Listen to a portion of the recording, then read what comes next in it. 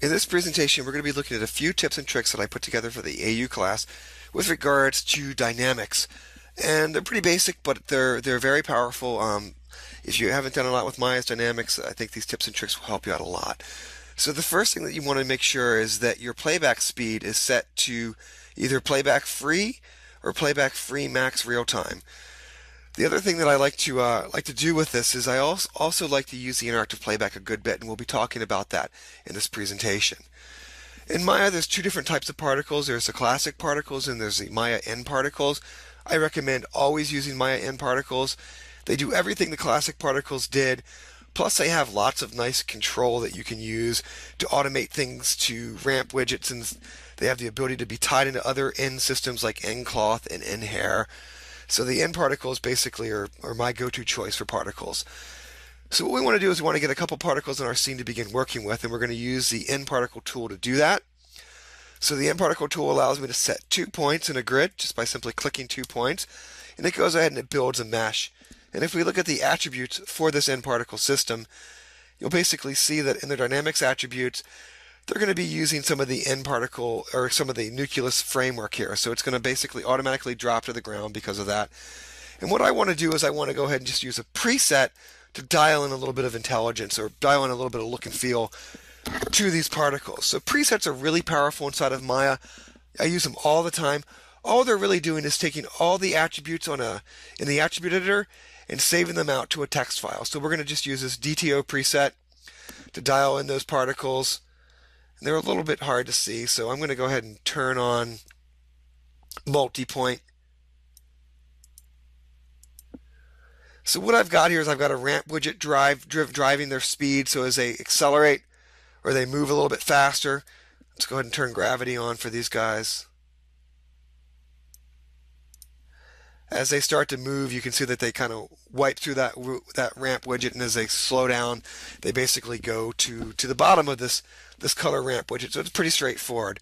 So what we're going to do is we're going to go ahead and we're going to add a turbulence field to these particles, and we're going to be looking at the conserve and how the conserve can be used so that we can really get a sense of what that turbulence field is doing.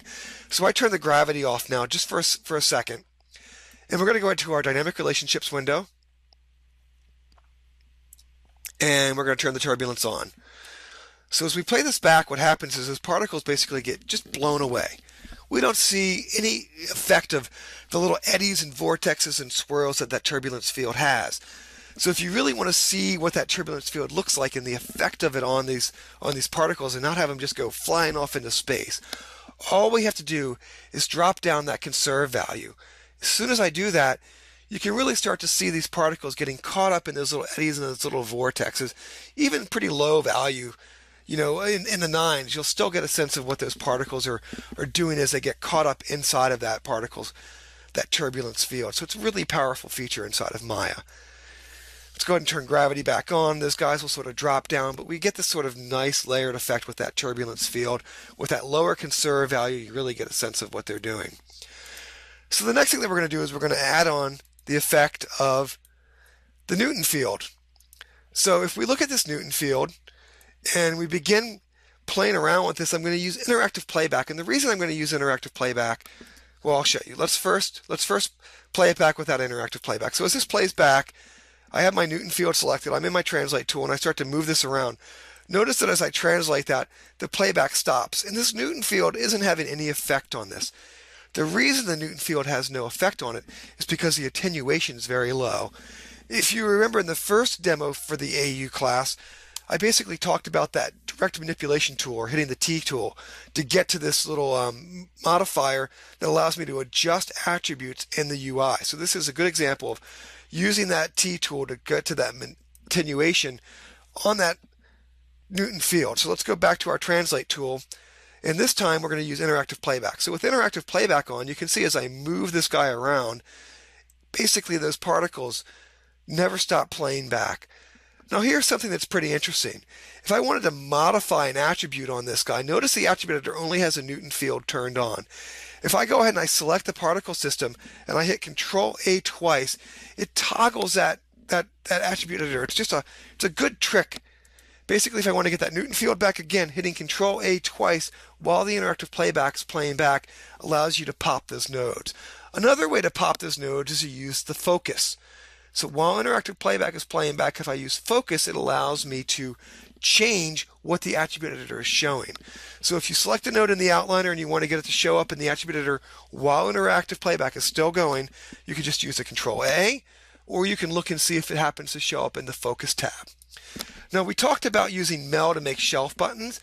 Often I'll use Mel to go ahead and make a little shelf button to load up.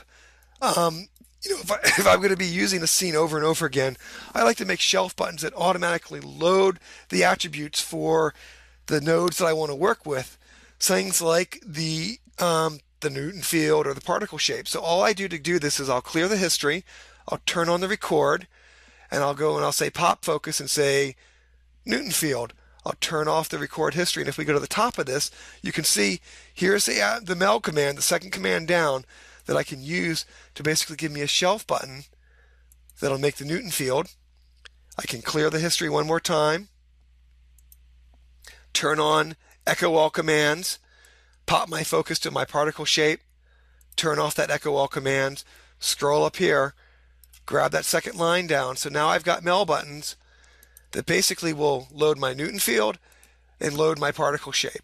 So just a simple example again of how we can circle back and use what the echo all commands does to build little shelf buttons that I'm going to be using the same scene over and over again, not having to dig through stuff to get to these nodes is really helpful, having shelf buttons that load them up for me. So those are just a few examples of the types of things that we can do, a couple of little automated things that we can do. Interactive playback, again, very, very powerful inside of Maya. Having these shelf buttons that will let me adjust the overall effect of what these Newton fields are doing, or maybe adjust what this particle system's doing, all based on using what we learned. Hopefully you guys find some value in this. Let me know.